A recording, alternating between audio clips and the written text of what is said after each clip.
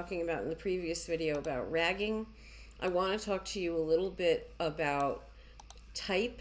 Let's go up here and we'll talk about alignment. All right. My type, my body copy, is aligning left. And what that means for me is that all the copy on my page is going to align left. I'm going to be consistent. But I don't have to align left if I don't want to. So I can align left. I can center. If I was going to do this, I'd have all the copy on the page centered. And then I can do this if I can align right. Again, if I was going to do this, I would always do it. I would do everything aligned right. Aligned towards spine is when you're creating a double page spread. Remember we talked about those? That's next semester. But aligned towards spine, if it's on a left-hand page, it'll align to the spine. Everything will be flush right to align to the spine, and vice versa on the other page. These three are the ones you're mostly going to deal with.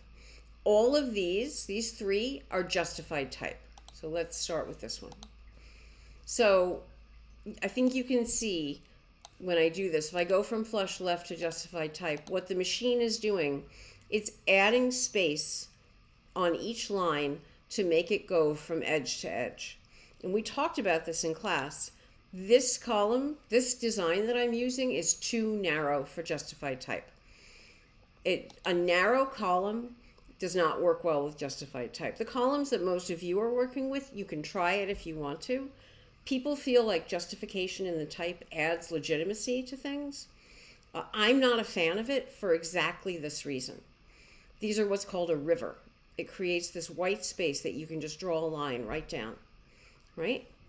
So just for the sake of the demonstration, I am going to change this to I just changed the number of columns. So here is a wider column. Now, this right here is happening because in the previous video, when we talked about hyphenation, I added soft returns.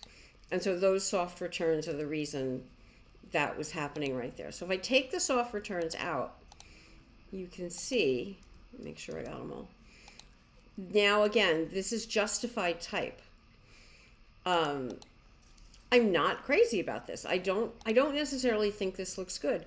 And because my hyphenation rules forbid the computer from justifying, I can assure you, InDesign really wants to hyphenate this word to get rid of all of this extra space between these words. But I turned off hyphenate capitalized words. I don't want names being hyphenated. That's Bush League. So let's see. If I put a soft return here, now this line looks okay, and now this line is a mess. So if I soft return up with, that it's not going to work. It's justified type. What do I want to say? You can use it if you want to, but just know that you can't just use it willy-nilly. You have to make sure. Let me try this one. You have to make sure. See, on this particular one, it doesn't look bad. I don't have any hunk on big spaces.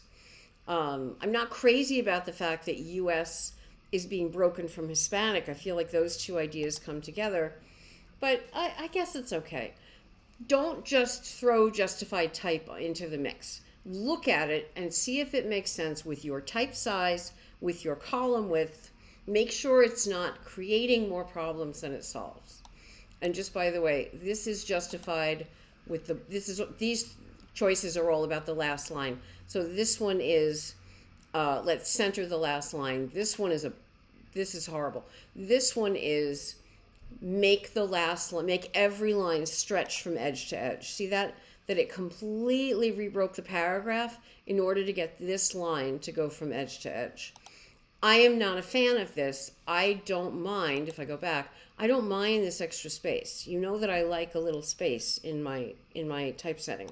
So I never use this one. I rarely use this one. Occasionally I'll use this one if I have to. Just be aware of what you're doing.